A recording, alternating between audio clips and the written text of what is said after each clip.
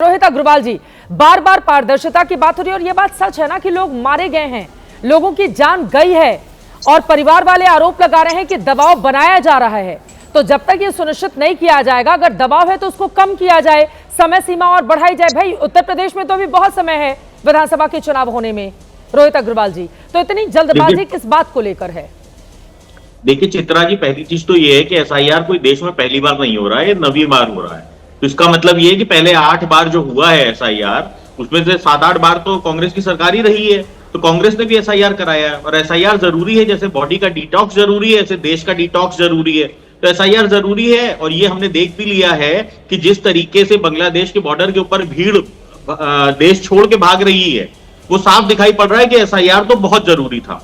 दूसरी बात यह है कि बीएलओ पे दबाव की आपने बात की, तो उत्तर प्रदेश की अगर मैं खाली बात कर लूं तो उत्तर प्रदेश के अंदर 1,62,500 करीब बूथ हैं। तो इसका मतलब ये 1,62,500 ही बीएलओ हैं और एक बूथ के ऊपर लगभग 1200 वोटों से ज्यादा हो नहीं सकता, क्योंकि अगर 1200 वोटों से ज्यादा होगा तो आपको एक नया बूथ बनाना पड़ता है, चाहे उसके लिए ऑक्सिलरी बूथ बनाना पड़े, इमीडिएटली आपको एक नया बूथ बनाना पड़ता है।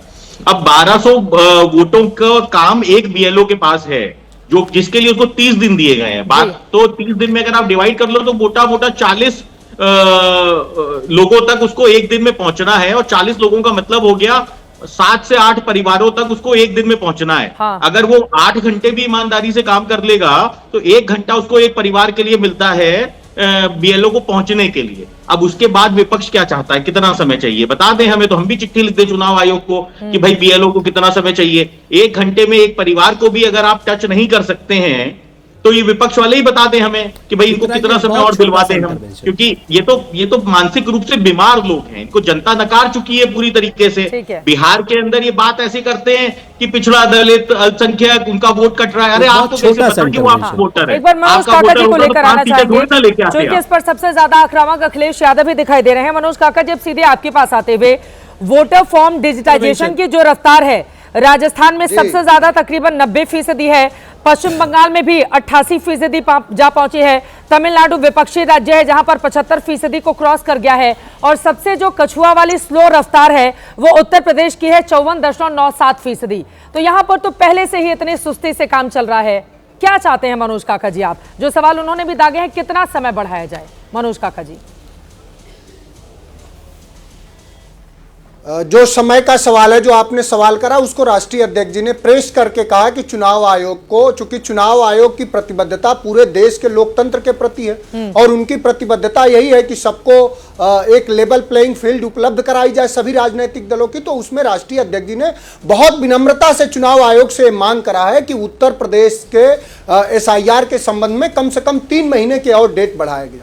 जो आपका आंकड़ा है, अभी 3 दिन पहले तक का आंकड़ा आ रहा था कि उत्तर प्रदेश में, अभी आप ही के चैनल पर, कि उत्तर प्रदेश में जो डिजिटाइजेशन है, जो बीएलओ करता है, जब पूरा फॉर्म सातों उसके कॉलम भर लिए जाते हैं तब बीएलओ स्कैन करता है और स्कैन करने के बाद जब वो आता है कि your form has been submitted, तब यह माना जाता है कि एक फॉर्म कंप्लीट हुआ।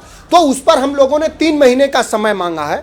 जफर भाई कम से कम बुद्धिमान व्यक्ति हैं और ये वैश्विक व्यक्ति हैं जितना हम लोग इनको जानते हैं, और इन्होंने 2-3 सवाल उठाए कि समाजवादी पार्टी के पास कार्यकर्ता नहीं है, समाजवादी पार्टी के कार्यकर्ता गलत काम करते हैं।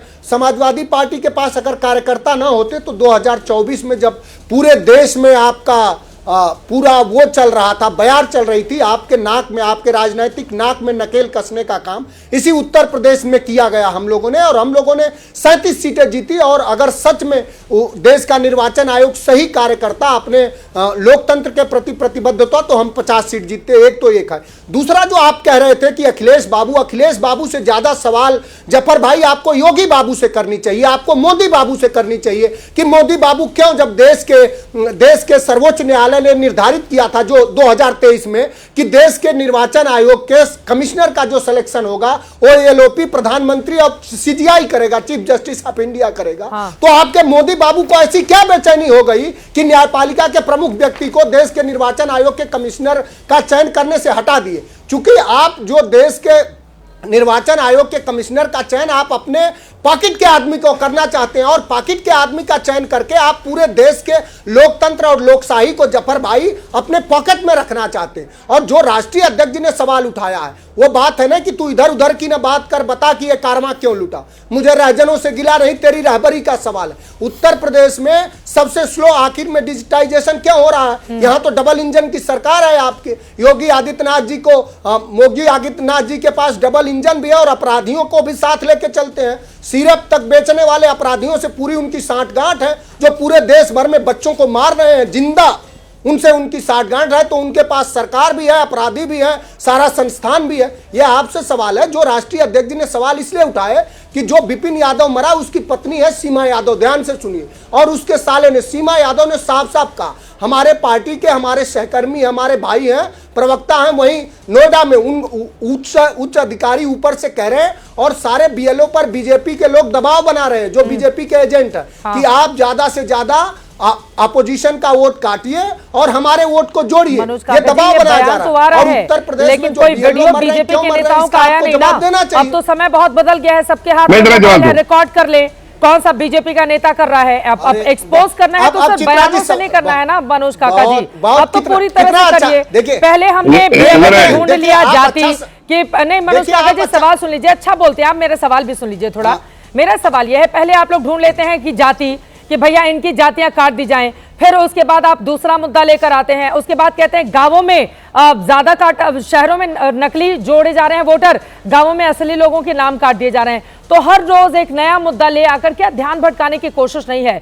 और 9वीं बार एसआईआर की प्रक्रिया चल रही है, इसके पहले कांग्रेस के शासन में भी हुआ है। अब चुनाव आयोग भी अगर अपना काम ढंग से नहीं कर पाए, इतना दबाव विपक्षी दलों का चुनाव आयोग के ऊपर, उसी चुनाव आयोग के अधिकार क्षेत्र में जो चुनाव हुए थे उसी में आप लोगों ने सबसे बड़ी पार्टी का तमगा हासिल किया और उसी के ऊपर सवाल भी हैं मनोज काका जी।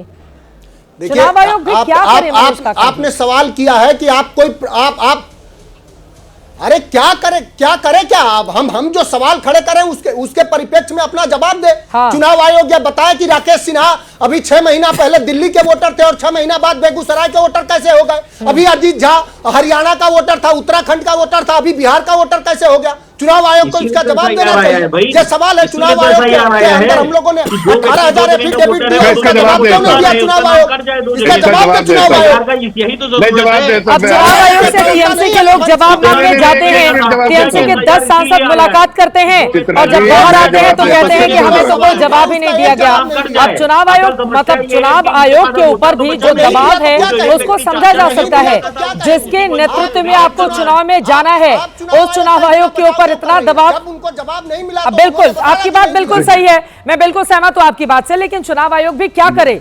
चुनाव आयुक्त के दिशा निर्देशन में ही पूरे के पूरे चुनाव ऑर्गेनाइज किए जाते हैं और उसी चुनाव आयोग ने अलग अलग वक्त पर जो चुनाव करवाया उसमें 60 सालों तक कांग्रेस रही। अब कुछ समय से बीजेपी है, लेकिन बीजेपी वाला चुनाव आयोग अलग हो गया, उधर वाला अलग हो गया, ठीक है। लेकिन आपकी बात जायज है। देखिए जिन लोगों की जान गई है उनके प्रति बेहद संवेदनशील रहने की जरूरत है, मैं सहमत हूं आपकी बात से। जफर साहब आप जल्दी जवाब दीजिए। राजीव रंजन जी मैं फौरन आ रही हूँ आपके पास, तौसीफ खान जी आपके पास भी आऊंगी, लेकिन उसके पहले जफर साहब उन्होंने बहुत सारे सवाल दागे आपके ऊपर।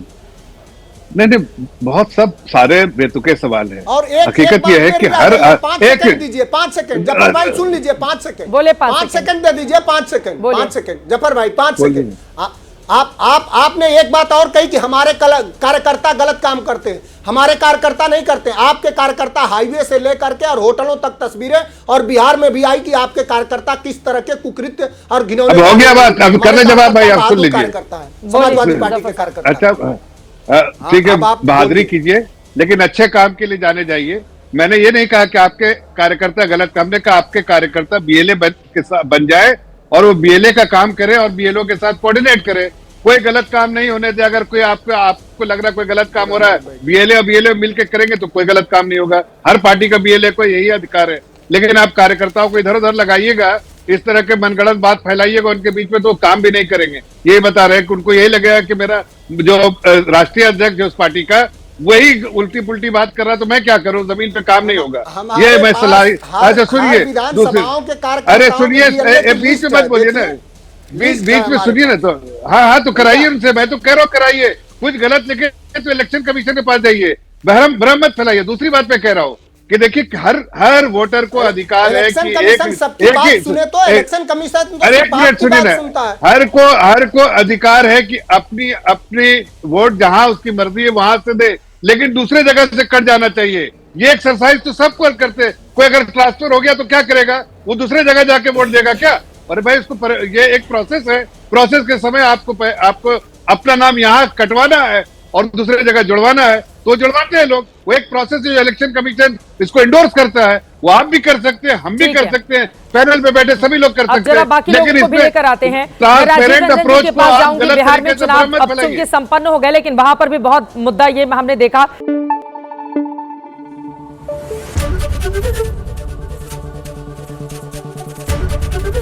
एबीपी न्यूज आपको रखे आगे।